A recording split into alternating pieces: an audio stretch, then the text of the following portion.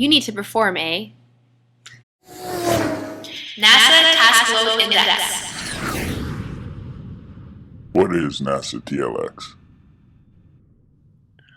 NASA-TLX was developed by the National Aeronautics and Space Administration and is a task load index.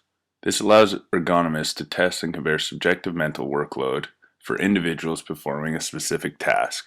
Subjective mental workload assessment tool, and it is a multi-dimension rating procedure.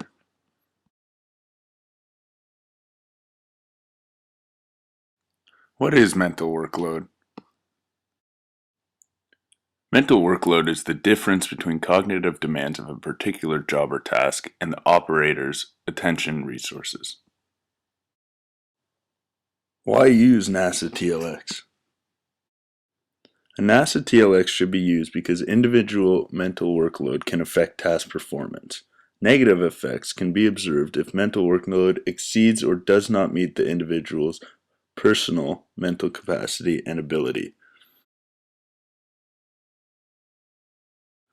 NASA-TLX also allows ergonomists to measure the current mental workload of a specific task in order to gain insight into what aspects require modification.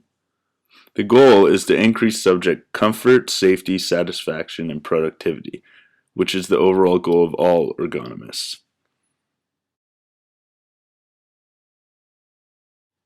So who or what domains use NASA-TLX?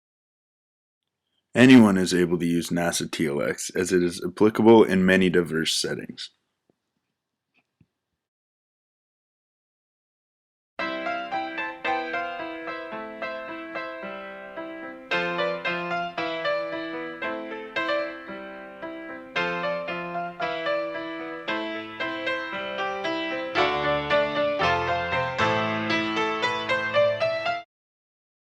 So what are the subscales?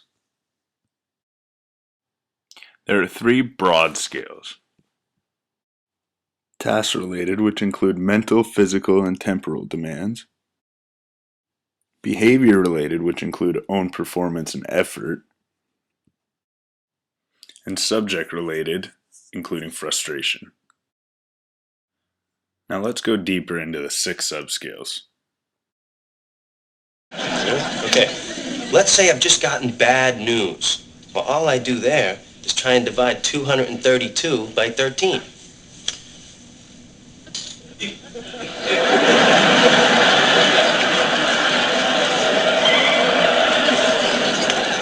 And that's how it's done. Mental demands include how much mental and perceptual activity was required, and was the task easy or demanding, simple or complex, exacting or demanding. Here we go. Pivot. Pivot. Pivot. Pivot. Pivot. Pivot. Shut up. Shut up. Shut up. Okay, I don't think it's going to pivot anymore. You think? Physical demands include how much physical activity was required for the task, and was the task easy, demanding, simple, complex, exacting, or forgiving. What is Chandler Bing's job? Oh gosh, this has something to do with numbers and processing. Well, and he carries a briefcase. 10 seconds, you need this or you lose the game. It has something to do with transponding. Oh, he's a transponster. That's not even a word. Oh no, I can get this. Oh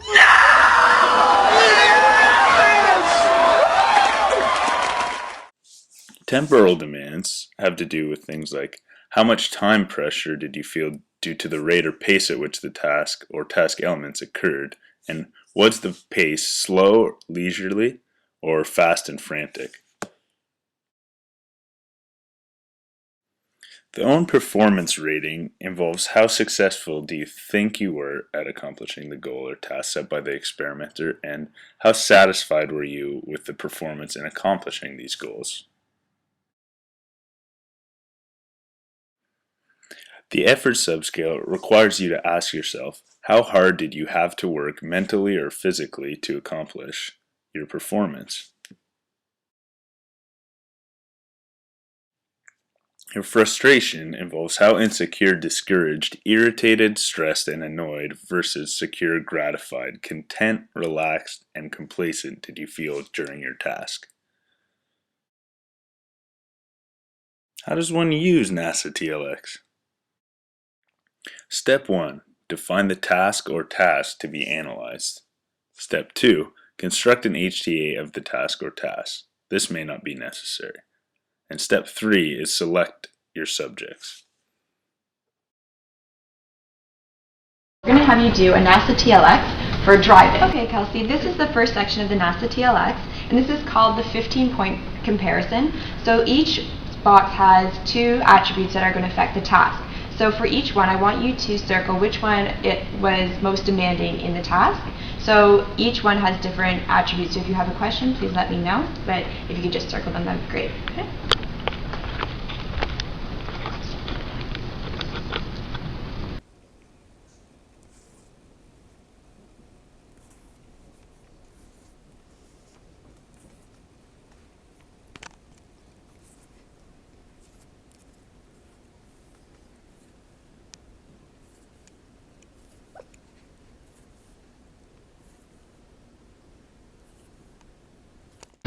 So with this, we're going to have your administrative questions, so your name, the task, and the date. So the task would obviously be driving, and then today's date. So if you just want to fill that out at the top. Okay.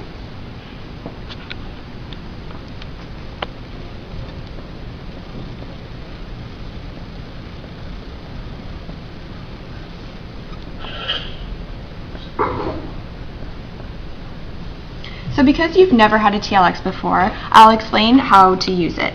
So we're going to have all of the demands at the left-hand side here, and then you have a scale here. So it's going to be low, medium, and high. So you're going to rate each one of these in respect to driving. So if you want to get familiar with the questions, and if you have any questions about that, just let me know. And then when you're ready, just start. Okay. How mentally demanding was the task? How physically demanding was the task? How hurried or rushed was the pace of the task? How successful were you in accomplishing what you were asked to do? How hard did you have to work to accomplish your level of performance? How insecure, discouraged, irritated, stressed, and annoyed were you? Okay, so with these answers, I just wanted to verify with you that you truly understand what you were doing. So did you feel rushed, and you felt that you weren't very rushed? Is that what you meant by that? Yes, because there wasn't a lot of traffic at that time, so I didn't feel like I needed, and I wasn't late or anything, so I didn't feel like I needed to be in a hurry. Okay. And then for the effort, you said that it was a bit more than a medium amount of effort. So is that how you felt when you were driving, that it was a bit more task? Yeah, I feel like I'm always very concentrated, so I always feel like I need to be fully aware of my surroundings and make sure And everything... concentrating? Mhm. Okay, perfect. Step 4. Instruct your subjects. Begin by first asking the subjects to make decisions on which member of each of the 15 pairs contributed the most to task workload. Have them circle the choice. Second, subjects will be required to give ratings in each of the 6 subscales. Begin by having the subjects read the description of each subscale, explain the discrepancies, explain that each tick mark is an interval of 5, and that the total ticks for each subscale add up to 100. Step 5. Familiarize subjects. Allow some practice with scales for different tasks in order to make the subject feel more comfortable. Step 6. Subject performs the task. Step 7. The subject performs the weighting procedure. And Step 8. The subject gives a subscale rating.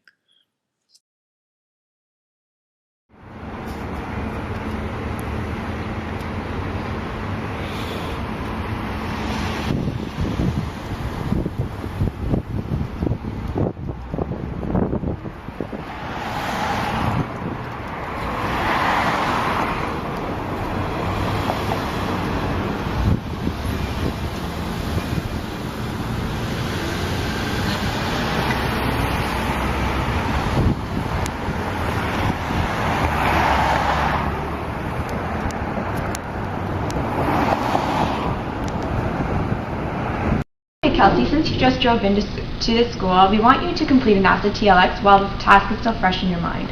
So in a NASA-TLX, there's 2 steps. So the first one is a 15-point comparison scale where you compare 2 attributes for the task. The second part is rating each scale from low, medium to high. So for each one, you're going to complete that. So if you want to get familiar with it and maybe do a practice round, that would be great.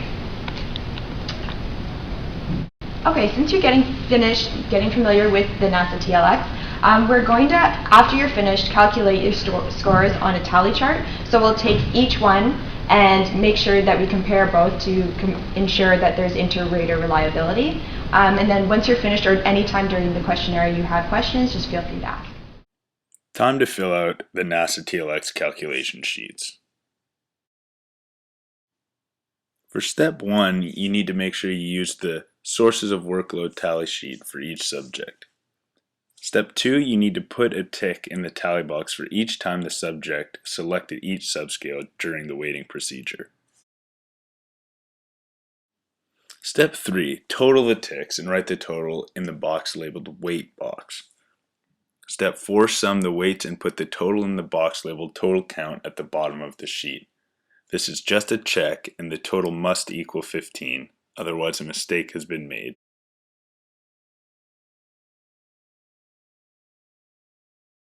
Now that Kelsey has completed both steps of the NASA-TLX, we're taking the 15 comparison step and comparing the number of times that each factor has been selected and tallying it onto the tally chart. 0 meaning not relevant and 5 being the most important than any other factor.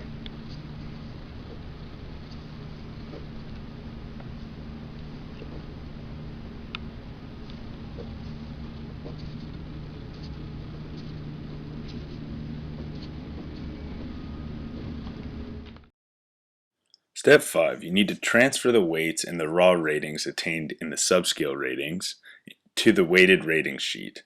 Step 6, you need to multiply each weight by the raw rating in order to get an adjusted rating. We are now transferring the scores from the sources of work tally sheet onto the weighted rating workload.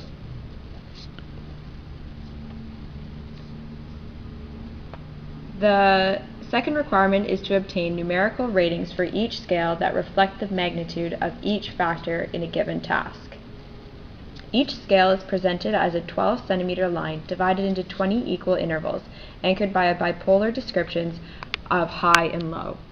The 21 vertical task tick marks on each scale divide the scale into 0 to 100 increments of 5. If the subject marks between the 2 ticks, the value of the right tick is used. Step 7. Add up all the adjusted ratings and place the sum at the bottom of the sheet.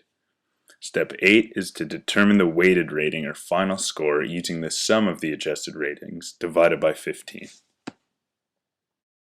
In order to get the adjusted rating, multiply the weight column from the 15-point comparison and the raw rating column from the scores of the individual subscales. Then calculate the sum of the adjusted rating column by adding the totals. The last step is to divide the total by 15. This will give you the weighted rating for your task.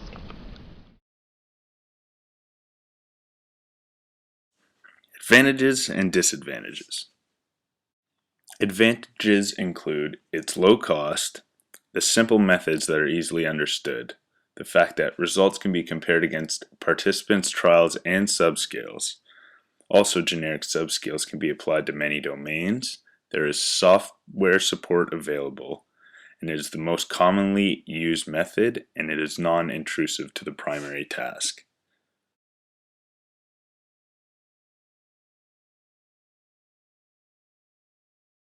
The short list of disadvantages includes the length of task can be detrimental to task recall. This same effect is seen with increased post-task to collection time. The second disadvantage is that it can be intrusive to primary performance when administered online.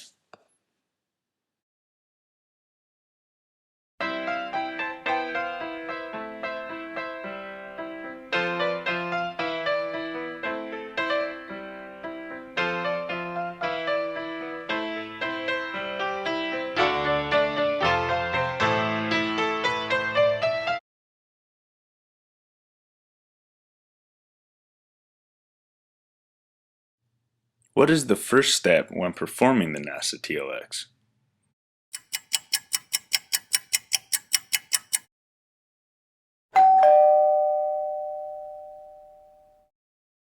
There are some important factors to consider with NASA-TLX or any other mental workload assessment tool.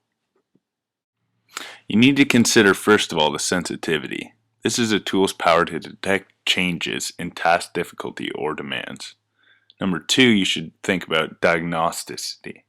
This involves not only the identification of changes in workload variation, but also the reason for those changes.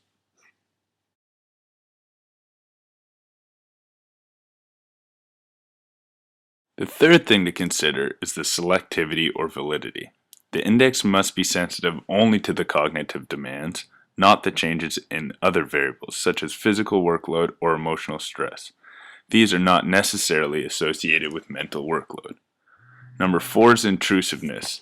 The method should not interfere with the primary task performance or the load, which is the actual object of evaluation.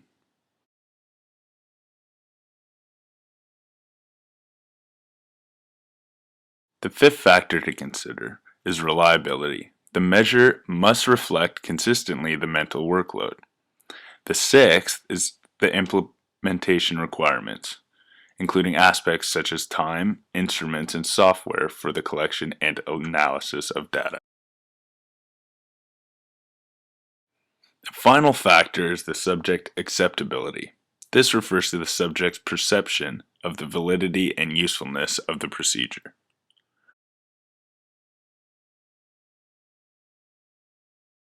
Important reminder.